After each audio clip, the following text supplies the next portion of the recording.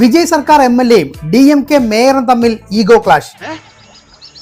ഒരടിക്ക് കോളുണ്ടെന്നല്ലേ കേളപ്പെട്ട അതും ഒരു സ്കൂൾ ഫംഗ്ഷനിൽ. ഔചിത്യം എന്നൊരു സാധനമുണ്ട്.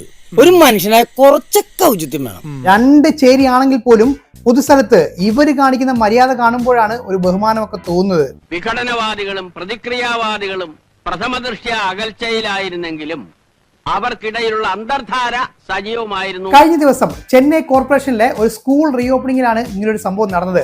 എന്നെ കഷ്ടല്ലേ, കോമൺ സെൻസ് ഇല്ലാത്തതിന്റെ കുഴപ്പേ.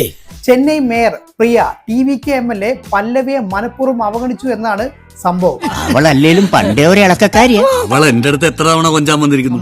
റിബൺ കട്ടിംഗ് സമയത്ത് TVK MLA പുറകിൽ നിർത്തി മേയർ പ്രിയയാണ് മുന്നിൽ നിന്നത്.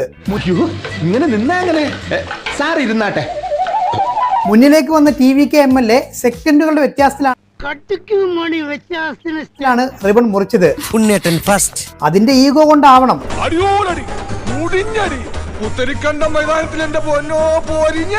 നിലവിളക്ക് കൊളുത്തുന്ന സമയത്ത് ആദ്യം മേയർ പ്രിയ അത് നിർവഹിച്ച ശേഷം എന്നിട്ട് പിന്നീട് എന്ത് സംഭവിച്ചു? വിജയുടെ TVK MLA പല്ലവിക്ക് മെഴുകുതിരി കൊടുക്കാൻ വിസമ്മതിക്കുകയായിരുന്നു. നിർത്തി അവമാനിക്കുവാണെന്ന്. ഇനി എന്റെ അനുജന്മാരുടെ ദേഹത്തെങ്ങാനും ഒരു തരി മണ്ണ് നുള്ളിട്ടാണുണ്ടല്ലോ തള്ളേ, ഈ നിൽക്കുന്നവന്മാരുടെ കാര്യത്തിന് പോലെ തലയുണ്ടാവില്ല.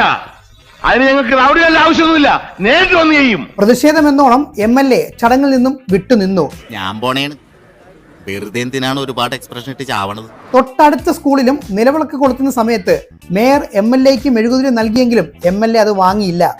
നിനക്ക് തെറ്റിയടേ.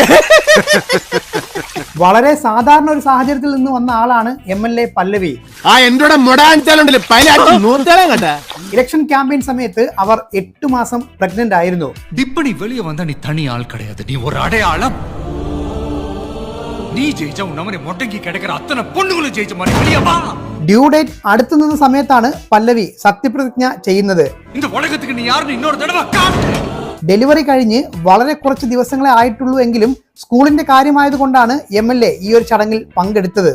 അവന് ബുദ്ധിയുണ്ട്, മനസ്സിലായോ? മേയർ പ്രിയയോട് ഈ ഒരു സംഭവത്തെ പറ്റി ചോദിച്ചപ്പോൾ താൻ പ്രോട്ടോകോൾ ഫോളോ ചെയ്തു എന്നാണ് പറഞ്ഞത്.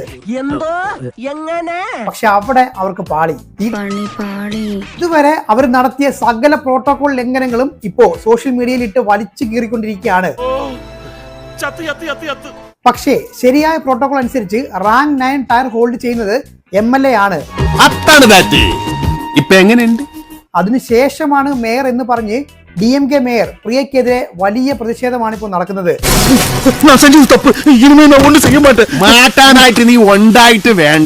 മേയർ ഇതുവരെയും മുഖ്യമന്ത്രിയെ നേരിട്ട് പോയി കണ്ടിട്ടില്ല എന്നുള്ളതും മറ്റൊരു വസ്തുതയാണ്. എന്താ അവിടെ പ്രശ്നം? അത് ഈ മോൻ പപ്പടം ചോദിച്ചാൽ ആ മോൻ പപ്പടം കൊടുത്തില്ല, ഇത് എന്നെ പ്രശ്നം.